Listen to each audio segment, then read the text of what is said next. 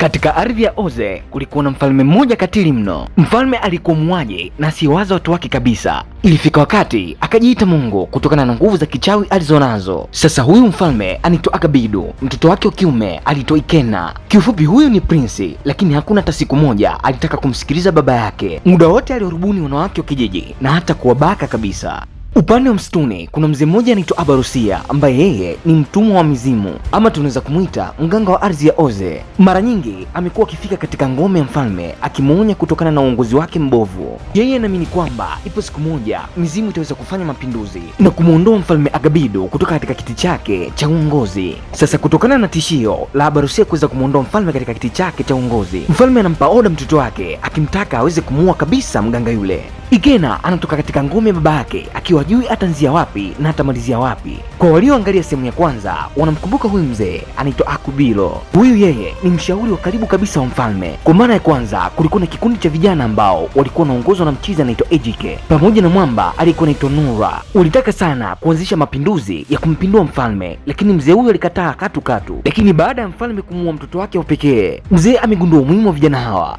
Eti sasa na yeye amegundua makosa ya mfalme, lakini wakati wa nyuma kabla mtoto wake kuuawa alikuwa chawa tu na hakujua makosa yake kabisa. Sasa leo mzee alikuja akitaka kutoa sapoti kwa vijana ambao wanafanya mapinduzi dhidi ya mfalme, lakini mchizi akamkataa na kumfukuza kwa kuwa aliona ni unafiki tu. Sasa huku mshikaji wetu ambaye ni Ikena anawaza namna gani ya kuweza kummaliza mganga, lakini akiwa katikati ya mawazo mazito anatokea bidada anaitwa Chenwa ambaye ni mojawapo ya wanawake wake wa mtaani. Sasa kwa kuwa mchizi alikuwa na msongo wa mawazo, akamwamuru mlinzi wake aweze kumuondoa mwanamke yule. Baba yake amemwagiza katika misheni hii akiamini kwamba mtoto wake hajui mambo ya kikubwa. Inaaminika kwamba kwa kuwa hajafanya chochote na mwanamke, basi atakuwa na uwezo mkubwa wa kupambana na watu wenye nguvu za kichawi. Sasa Ikena ni mbakaji tayari, inamaanisha kwamba hawezi kabisa kuifanya hii mission, akawa anazidi kupagawa tu. Huku msituni Ejike pamoja na wenzake wanaendelea kupanga mission ya kumuondoa mfalme katika kiti chake, na inavyoonekana mipango iko sawa kabisa. Sasa mida fulani hivi kuna mchizi anaitwa Ekene leo ametimba katika ngome ya mfalme, na hii ni muda mrefu baada ya kumpenda sana mtoto wake wa kike. Lakini ubaya ni kwamba Ikena amekuwa akimzuia kila mara, lakini mara hii babake akamtaka achane na Ikene, akimuhoji kwa nini yuko hapa na alimtuma kwenda kumuua mganga ambaye anatishia ufalme wake. Basi Prince Ikena hakuwa na namna, ikabidi aondoke na kumwacha Ikena akiwa anaingia kwa mfalme. Ikena akajitambulisha kwa majina yake yote matatu na ukoo ambao anatokea. Mfalme akamuuliza anafanya nini hapa katika hema lake. Mchizi akaanza kuzunguka, nilikuwa natakiwa kuja hapa na wazazi lakini wakashindwa, wanakuogopa wewe. Kiufupi naye pia alikuwa anaogopa, moyo wake ulikuwa unadunda vibaya mno. Anamjua mfalme, dakika chache tu anaweza kukuua. Mfalme akarudia, unafanya nini hapa? Inabidi tu Ekene aelezea ukweli kwamba yuko hapa kwa ajili ya kuweza kumposa mtoto wake wa kike ambaye anaitwa Mma. Mfalme akamshangaa sana kwa ujasiri aliokuwa nao, maana hakuna aliyewahi kujaribu hilo. Sasa bana, upande wa msituni Abarusia bado anaendelea na mambo yake tu. Anachokijua yeye ni kuzungumza na mizimu. Kwa wakati huo huo, mtoto wa mfalme ambaye ni Ikena alishagundua kuwa hawezi kabisa kumuua Abarusia, hivyo akatumia nafasi kumtuma kijakazi wake ambaye ni Bikra kwenda kumuua Abarusia. Kwa kuwa ni amri, mchizi akaamua kusogea ili kuweza kumuua Abarusia. Ghafla akaanza kutetemeka, kisha moto ukaanza kutokea miguuni na akadondoka chini, kumaanisha kuwa moto aliukanyaga si moto wa kawaida. Prince Ikena baada ya kuona tukio hilo limetokea akakimbia. Sasa turudi katika ngome ya mfalme. Huku baada ya Ekene kujielezea sana kwa mfalme, mfalme akaamua kumwita mtoto wake akimuuliza kama anamjua, na bidada akasema kuwa anamjua vizuri kabisa, anamjua fika kuwa ni mpenzi wake. Sasa kimbembe kikaanza. Mfalme alikasirika kinoma, akimtumu mtoto wake wa kike kumletea mtu ambaye ni maskini kutoka katika ukoo maskini kabisa. Basi kutokana na hilo, mfalme akawaita walinzi wake akiwataka wamchukue Ekene na kuondoka naye kwenda msituni, katika msitu wa kifo, msitu wa shetani. Agizo kuu alilowapa wahakikishe kwamba Ekene anakufa kabisa, yaani hataki kuwa hai kwa kuwa ni maskini na amekuja kumposa mtoto wake wa kike. Maskini ya Mungu Mma akawa analia kinoma noma, akajaribu kumfuata Ekene lakini mzee akamzuia, akapewa onyo kuwa kama atamfuata Ekene basi na yeye atazikwa pamoja naye. Sasa ikawa ni njiani, walinzi wanamchukua Ekene kumpeleka katika msitu wa kifo, msitu wa shetani. Lakini vijana wa mapinduzi waliopo msituni waliliona tukio zima, wakapanga njia jinsi gani wataweza kumwokoa kijana ambaye uhai wake ungeweza kupotea bila hata ya kuwa na kosa. Taarifa za mzee Akubilo zilifika mpaka kwa mfalme kwamba anamtangazia chafu mtaani. Kwa hiyo alimwita na kumhoji maswali kadhaa, lakini mzee akasema kwamba yeye ni Mungu, hata kama aliamua kumuua mtoto wake basi ni maamuzi sahihi kabisa. Basi mfalme akamwambia kwamba amempatia nafasi ya mwisho ya kuishi, hivyo aende nyumbani kwake ataliona jua la kesho asubuhi, lakini asijaribu tena kumzungumzia kwa mabaya, kwani yeye ni mojawapo ya washauri wake. Sasa basi turudi nyumbani kwa upande wa Norwa pamoja na Ejike ambao kwa sasa walikuwa wamefanikiwa kumwokoa mchizi ambaye ni Eneka, na kwa sasa Eneka alikuwa sawa kabisa, anapatiwa matibabu. Ejike pamoja na vijana wake walikuwa na lengo moja tu, kuivamia ngome ya mfalme usiku wa leo. Kweli bwana, usiku ulipofika wakaivamia ngome ya mfalme na kuanza kufanya mashambulizi kadha wa kadha. Lengo lao kwa leo lilikuwa ni kuwamaliza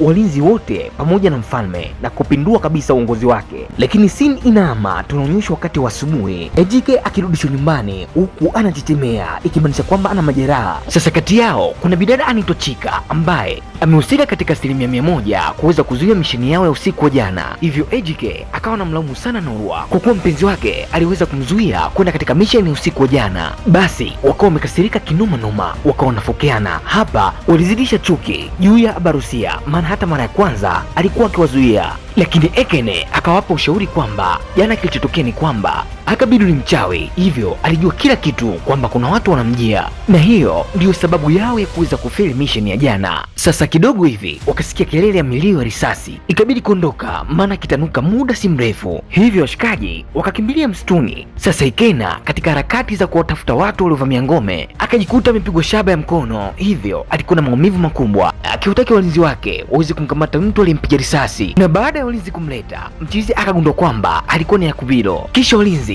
wakampatia bunduki ambayo alikuwa akitumia. Mzee akamwambia kwamba una bahati sana, nimepoteza uwezo wangu wa kushoot, la sivyo ungekufa wewe na ningeweza kulipiza kisasi cha mtoto wangu. Ikena akachoma panga akihitaji kumuua kabisa, lakini kabla hajafanya hivyo akabadilisha mawazo, akaamua kumkata moto kwa njia ya kumnyonga. Kwa hiyo mzee alimpoteza mtoto wake wa pekee na sasa anakufa pia. Sasa upande wa msituni Abarusia akawafuata kina Ejike pamoja na wengine, kisha akawambia kwamba kati yao mmoja ni mfalme mtarajiwa. Ikabidi watazamane kujua ni nani anayeweza kuwa mfalme kati yao. Baada ya jaribio la mfalme kutaka kupinduliwa, basi aliamua kuita waganga kutoka katika kijiji kingine, na hapa waganga wakawa wanamwambia kwamba ni lazima atoe sadaka kubwa ya kuwafukia ama kuwazika watu watatu wakiwa hai. Basi washikaji wakawa wanajiamini kinoma noma, wakitema madini mbele ya mfalme bila ya kujua mfalme huyu ni mkatili kinoma na anaweza kuwageuka muda wowote. Sasa lengo kuu la mfalme kuwaita waganga hawa na kufanya sadaka hiyo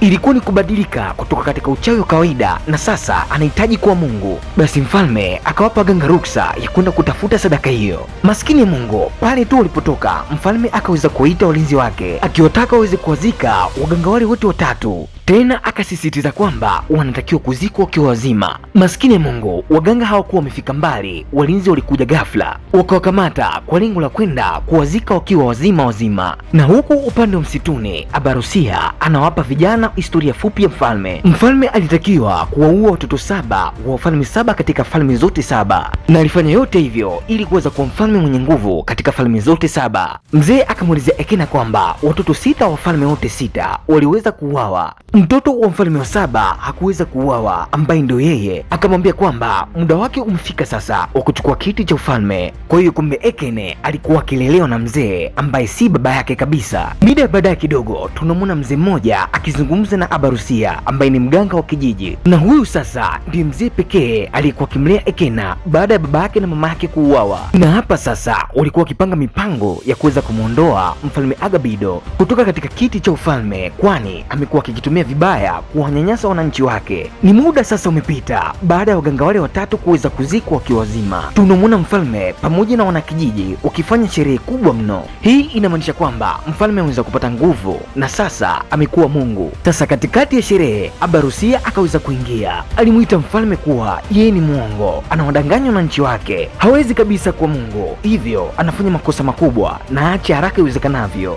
Sasa mfalme ili kuonyesha kuwa ni Mungu akaamuru kipepeo chake kiweze kumuua Abarusia. Na kweli licha ya kwamba Abarusia ni mtu mwenye nguvu kubwa na wengi wanamheshimu na kumwogopa, alianguka na kufa mbele ya mfalme, jambo lilofanya wananchi wazidi kumwogopa mfalme wao. Yaani kila mtu alikuwa akistaajabu ya Musa, na pia kila mtu aliweza kuyaona Firauni ambaye ni mfalme huyu katili. Muda baadaye kidogo tunamwona Abarusia akiwa katika kilinge chake cha mizimu akimpatia babake na Ekene majukumu ya kuendeleza kulinda ufalme huu. Sasa hapa alikuwa akimpatia upinde ambao amepatiwa na mizimu. Kupitia upinde huu wataweza kabisa kuupindua ufalme wa kikatili wa mfalme Agabido. Mzee hakuwa anajua kama Abarusia atakuwa amekufa, hivyo akawa anamuuliza mbona ni kama anazungumza kama mtu alikufa, lakini Abarusia akamwambia kwamba mabegani mwake anamwekea majukumu ya kusikiliza mizimu na kuweza kuwalinda watu wa ufalme huu. Alipojaribu kuendelea kuzungumza naye, nafsi ya Abarusia ikatoweka. Sasa nadhani unamkumbuka Ejike, mwanamke wa kwanza kabisa alikuwa mpenzi wa Prince. Hapa alikuwa akizungumza na dada wa Ekena, ama tunaweza kusema alikuwa akizungumza na wifi yake. Punde si punde akatokea Prince akimhitaji, alimchukua kisha akazama naye ndichi katikati ya msitu. Mlioangalia sehemu ya kwanza mnakumbuka kwamba Prince amekuwa akitaka kabisa kutabasamu kidogo, lakini bidada amekuwa akimkatalia, akimtaka kwanza uweze kufanya taratibu za kuoana. Sasa Prince yeye uvumilivu ndo unamshinda kabisa, na hapa alimtaka aweze kuvua nguo zake ili aweze kutabasamu kidogo. Sasa jambo la kusikitisha, mchizi akaamua kumbaka bidada baada bidada kumkatalia kabisa kutabasamu kidogo,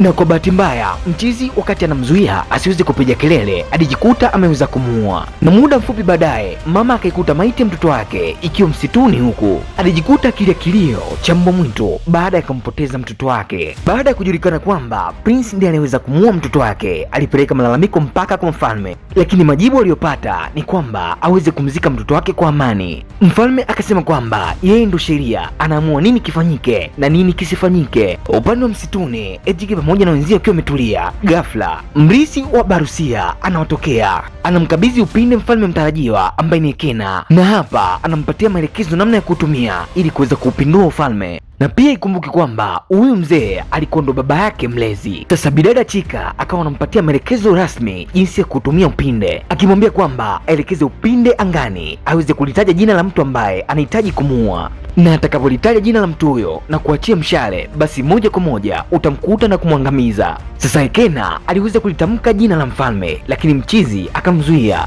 akamwambia kwamba aweze kutumia mojawapo ya waganga wa mfalme ambao wana nguvu mno, maana anaweza kutuma mshale ukamuua mfalme, lakini akatibiwa. Kwa kuwa ulikuwa na jina la Mbilikimu ambaye alikuwa ni mganga mwenye nguvu wa mfalme, basi mchizi akalitamka jina lake na kuutupa mshale, kisha ukamkuta mchizi na kumuua. Hili tukio lilimshangaza sana mfalme, akaanza kufoka. Mnahisi mnaweza mkanipata mimi kwa kumuua huyu? Hamwezi kunipata kabisa. Hayo yalikuwa ni majigambo yake tu, akisema kwamba yeye ni Mungu, hataweza kufa. Sasa Ejike pamoja na kikundi chake wakafanya safari ya kwenda katika ngome ya mfalme, lakini walipokuwa njiani wakakutana na mrisi wa Barusia ambaye ni mganga mpya. Sasa mzee akawaambia kuwa umefanya jambo jema kuweza kumuua mganga wa mfalme, kisha akasema kuanzia sasa mizimu iko juu ya Ekene, yeye ni mfalme wa ardhi ya Oze. Sasa wakaendelea na safari ya kwenda katika ngome ya mfalme. Sasa kumbe kilichotokea ni kwamba baada ya mganga mkuu wa mfalme kufariki, mfalme hakuchukua muda mrefu, mizimu ikammaliza kabisa, na hapa mtoto wake ambaye ni Prince Ekena akawa mfalme kabisa. Mtuhumiwa mmoja akaletwa akitumiwa kwa kosa kubwa la kutangaza kuwa Ekena ndiye mfalme mpya wa ardhi ya Oze. Basi mchizi akatumwa panga na kumkata moto mbele za watu wote, na dada yake alipolishuhudia hili kwa macho akaamua kukimbia. Hii ni kumaanisha kwamba mchizi ni katili kuliko hata baba yake. Sasa kutokana na kile ambacho mfalme mpya anakifanya, mdogo mtu hakupendezwa kabisa. Muda wote akawa analumbana na kakake ambaye ni mfalme katili mno, yaani katili kupitiliza kuliko hata baba yake Agabido. Lakini kumbe kwa wakati huo mapinduzi yalishaanza kufanyika, hivyo Ekena akakimbia na mdogo wake akajaribu kumfuata nyuma, lakini haikuwa hivyo kwa upande wake, kwani alikuja alikuwa ni Ekena. Hakuamini kwamba amemuona kwa mara nyingine tena katika mboni za macho yake. Yeye aliamini kwamba aliweza kuuawa. Basi wapenda nao wakala kumbato pale, na huu ndo kwa mwisho wa stori hii fupi ambayo inamhusu Ekene, mchizi ambaye alikuwa na ujasiri wa kuthubutu kumfuata mfalme katili kumtaka mtoto wake wa kike. Hakujali kwamba yeye ni maskini na wala hakujali kabisa kwamba mfalme angeweza kumuua, na kumbe yeye ndiye alikuwa prince aliyebakia kuweza kuchukua ufalme wa Agabido. Hivyo Ekene ndiye mfalme mpya wa ardhi ya Oze. Ulikuwa nami Chris mwana W kutokea M1 Studios. Tukutane siku nyingine, ikiwa utasubscribe, kulike na kucomment utakuwa umetisha kinoma noma. Bye.